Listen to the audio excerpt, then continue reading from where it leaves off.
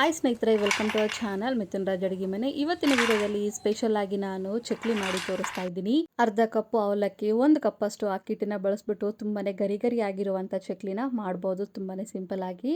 ಈ ಚಕ್ಲಿ 1 ತಿಂಗಳವರೆಗೆ ಇಟ್ಟರು ಹಾಳಾಗೋದಿಲ್ಲ. ಸಂಜೆ ಸ್ನ್ಯಾಕ್ಸ್ಗೆ ಬೆಸ್ಟ್ ಅಂತ ಹೇಳ್ತೀನಿ.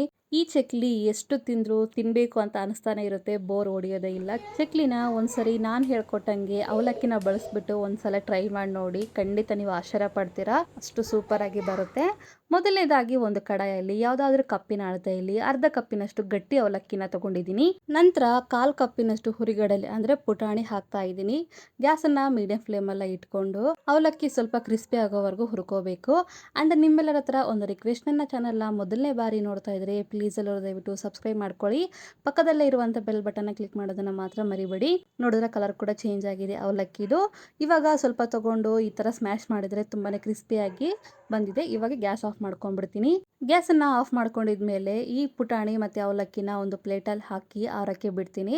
ಕಂಪ್ಲೀಟಾಗಿ ತಣ್ಣಗಾದ್ಮೇಲೆ ಮಾತ್ರ ನಾವು ಮಿಕ್ಸಿ ಮಾಡ್ಕೋಬೇಕು. ಬಿಸಿ ಇರುವಾಗಲೇ ಮಿಕ್ಸಿ ಮಾಡ್ಕೊಂಡ್ರೆ ಫೈನ್ ಆಗಿ ಪೌಡ್ರ್ ಥರ ಆಗೋದಿಲ್ಲ. ಅವಲಕ್ಕಿ ಮತ್ತು ಪುಟಾಣಿ ಚೆನ್ನಾಗಿ ಆರಿದೆ. ಇವಾಗ ಮಿಕ್ಸಿ ಜಾರಲ್ಲಿ ಹಾಕ್ಕೊಳ್ತಾ ಇದ್ದೀನಿ. ಆರಿದ ಮೇಲೆ ಮಾತ್ರ ಮಿಕ್ಸಿ ಮಾಡ್ಕೋಬೇಕು. ಒತ್ತಿ ಒತ್ತಿ ಹೇಳ್ತಿದ್ದೀನಿ. ಇವೆರಡನ್ನು ಮಿಕ್ಸಿ ಜಾರಲ್ಲಿ ಹಾಕ್ಕೊಂಡಿದ್ಮೇಲೆ ಮುಚ್ಚಳನ ಮುಚ್ಚಿಬಿಟ್ಟು ಈಗ ಮಿಕ್ಸಿ ಮಾಡ್ಕೊಂಡು ಬಂದಿದ್ದೀನಿ. ನೋಡಿ, ಫೈನ್ ಆಗಿ ಪೌಡ್ರ್ ಥರ ಆಗಿದೆ. ಎಷ್ಟು ಸಾಧ್ಯನೋ ಅಷ್ಟೇ ಫೈನ್ ಆಗಿ ಪೌಡ್ರ್ ಥರ ಮಾಡ್ಕೊಳ್ಳಿ. ತರಿತಿರಾಗಿ ಅಸಲು ಮಾಡ್ಕೊಳ್ಳೋಕ್ಕೆ ಹೋಗಬೇಡಿ. ಇದು ಪಕ್ಕಕ್ಕಿರಲಿ. ನಂತರ ಒಂದು ಮಿಕ್ಸಿಂಗ್ ಬೌಲಲ್ಲಿ 1 ಕಪ್ಪಿನ ಅಳತೆಯಲ್ಲಿ ಅಕ್ಕಿ ಹಿಟ್ಟನ್ನು ಹಾಕ್ತಾ ಇದ್ದೀನಿ. ನಂತರ ಮಿಕ್ಸಿ ಮಾಡಿರುವಂಥ ಪುಟಾಣಿ ಅವಲಕ್ಕಿ ಪುಡಿ ಹಾಕ್ತಿದ್ದೀನಿ. ಒಂದು ಅರ್ಧ ಸ್ಪೂನಷ್ಟು ಜೀರಿಗೆ ಹಾಕ್ತಾ ಇದ್ದೀನಿ. ಒಂದು ಅರ್ಧ ಸ್ಪೂನಷ್ಟು ಬಿಳಿ ಎಳ್ಳು. ನಂತರ ಇದಕ್ಕೆ ಒಂದು ಅರ್ಧ ಸ್ಪೂನಷ್ಟು ಕಲೋಂಜಿ ಸೀಡ್ಸ್, ಇದನ್ನ ಆನಿಯನ್ ಸೀಡ್ಸ್ ಅಂತ ಕೂಡ ಕರೀತಾರೆ. ಈ ಕಲೋಂಜಿ ಸೀಡ್ಸ್ ಎಲ್ಲ ಸೂಪರ್ ಮಾರ್ಕೆಟ್ಗಳಲ್ಲಿ ಸಿಗುತ್ತೆ. ಕಲೋಂಜಿ ಸೀಡ್ಸ್ ಡೈಜೆಷನ್ಗೆ ತುಂಬಾನೇ ಒಳ್ಳೆಯದು. ನಂತರ ರುಚಿಗೆ ತಕ್ಕಷ್ಟು ಉಪ್ಪು ಹಾಕ್ತಾ ಇದ್ದೀನಿ. ನಂತರ ಅರ್ಧ ಸ್ಪೂನಷ್ಟು ಮೆಣಸಿನ ಪುಡಿ ಹಾಕ್ತಾ ಇದ್ದೀನಿ. 1-2 ಟೇಬಲ್ ಸ್ಪೂನ್ ಅಷ್ಟು ಎಣ್ಣೆ ಹಾಕ್ತಿದ್ದೀನಿ. ನೀವು ಎಣ್ಣೆ ಪ್ಲೇಸಲ್ಲಿ ಬಟರ್ ಹಾಕೋಬಹುದು, ತುಪ್ಪ ಕೂಡ ಹಾಕೋಬಹುದು. ತಣ್ಣಗಾಗಿರುವಂಥ ಎಣ್ಣೆನೇ ಹಾಕಿದ್ದೀನಿ ನಾನು, ಬಿಸಿ ಮಾಡಿ ಏನು ಹಾಕಿಲ್ಲ. ಹಾಕಿದ್ಮೇಲೆ ನೀಟಾಗಿ ಕಲಿಸ್ಕೊಂಡು ಕೈಯಿಂದ ಉಂಡೆ ತರ ಕಟ್ಟಿದ್ರೆ ಉಂಡೆ ತರ ಬರಬೇಕು. ವಿಡಿಯೋದಲ್ಲಿ ಕಾಣಿಸ್ತಾ ಇದೆಲ್ಲ. ಒಂದು ವೇಳೆ ನಿಮಗೆ ಈ ರೀತಿ ಉಂಡೆ ಕಟ್ಟಕ್ಕೆ ಬಂದಿಲ್ಲ ಅಂತಂದ್ರೆ ಎಕ್ಸ್ಟ್ರಾ 1 ಸ್ಪೂನು ಎಣ್ಣೆ ಹಾಕ್ಕೊಂಡು ಅಥವಾ ತುಪ್ಪನೋ ಬೆಣ್ಣೆನೆ ಹಾಕ್ಕೊಂಡು ಉಂಡೆ ತರ ಕಟ್ಟಿ ಬರುತ್ತೆ.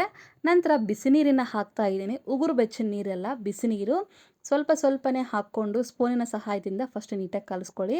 ಒಂದೇ ಸಾರಿ ನೀರನ್ನು ಎಲ್ಲವನ್ನು ಜಾಸ್ತಿ ಹಾಕ್ಕೊಳ್ಳೋಕೆ ಹೋಗಬೇಡಿ. ಯಾಕಂದರೆ ನೀರು ಹಾಕ್ಬಿಟ್ರೆ ಕಷ್ಟ ಆಗಿಬಿಡುತ್ತೆ. ಸೆಮಿ ಸಾಫ್ಟ್ ಆಗಿರಬೇಕು, ತೀರಾ ಗಟ್ಟಿಯಾಗಿರಬಾರ್ದು ಅಂಡ್ ತೀರಾ ಮೆತ್ತಗೆ ಕೂಡ ಇರಬಾರ್ದು.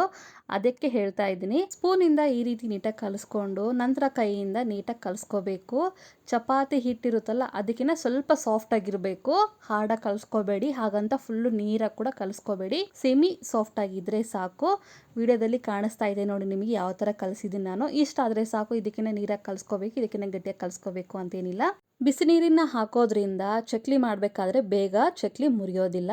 ನಾನಿವತ್ತು ಚಕ್ಲಿನ ಸ್ಟಾರ್ ಪಿಲ್ಲೆಯಲ್ಲಿ ಮಾಡಿ ತೋರಿಸ್ತಾ ಇದ್ದೀನಿ. ಒಂದು ವೇಳೆ ನೀವು 3 ಬರುತ್ತಲ್ಲ ಅದರಿಂದ ಕೂಡ ಮಾಡ್ಕೋಬೋದು. 3 ಹೋಲ್ ಇರುತ್ತಲ್ಲ ಆ ಒಂದು ಬಿಲ್ಲೆಯಿಂದ ಕೂಡ ಮಾಡ್ಕೋಬೋದು. ಬಿಲ್ಲೆನ ಇಟ್ಟಿದ ಮೇಲೆ ಚಕ್ಲಿ ಮಷಿನ್ ಒಳಗಡೆ ಸುತ್ತ ಸ್ವಲ್ಪ ಎಣ್ಣೆ ಹಾಕಿ ಈ ರೀತಿ ಸ್ಪ್ರೆಡ್ ಮಾಡ್ಕೊಂಡಿದ್ದೀನಿ.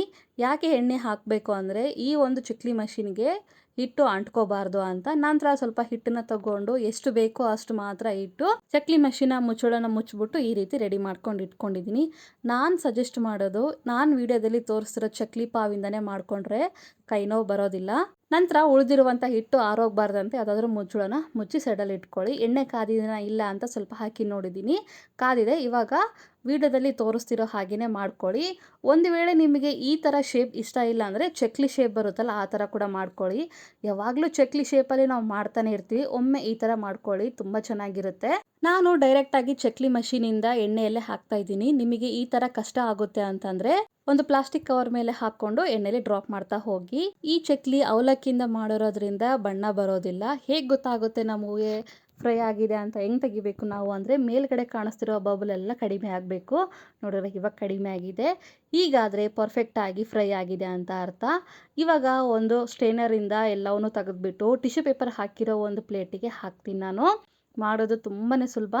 ಇಷ್ಟೆಲ್ಲ ಪ್ರಾಸೆಸ್ ಮಾಡಿದ್ದೀನಲ್ಲ, ಇದೇ ಪ್ರಾಸೆಸ್ನ ಮತ್ತೆ ರಿಪೀಟ್ ಮಾಡ್ತೀನಿ. ಚಕ್ಲಿನ ಟಿಶ್ಯೂ ಪೇಪರ್ ಮೇಲೆ ಹಾಕಿದ್ದೀನಿ, ನಂತರ ಅದೇ ಪ್ರಾಸೆಸ್ನ ರಿಪೀಟ್ ಮಾಡ್ತಿದ್ದೀನಿ. ಚಕ್ಲಿ ಹಾಕೋಕ್ಕಿಂತ ಮುಂಚೆ ಗ್ಯಾಸನ್ನು ಲೋ ಫ್ಲೇಮಲ್ಲೇ ಇಟ್ಕೊಂಡು ಎಲ್ಲ ಚಕ್ಲಿನ ಹಾಕಿದ ಮೇಲೆ ಗ್ಯಾಸನ್ನು ಮೀಡಿಯಂ ಫ್ಲೇಮಲ್ಲೇ ಇಟ್ಕೊಂಡು ಚೆನ್ನಾಗಿ ಫ್ರೈ ಮಾಡ್ಕೋಬೇಕು. ಫ್ರೈ ಆಗಿದೆ ಅಂತ ನಮಗೆ ಹೇಗೆ ಗೊತ್ತಾಗುತ್ತೆ ಅಂತಂದರೆ, ಈ ಥರ ಬಬಲ್ಸ್ ಎಲ್ಲ ಏನು ಬರ್ತಿದ್ದಾವಲ್ಲ ಇವೆಲ್ಲ ಕಡಿಮೆ ಆಗಬೇಕು. ನೋಡಿದ್ರಾ ಇವಾಗ ಕಡಿಮೆ ಆಗಿದೆಲ್ಲ.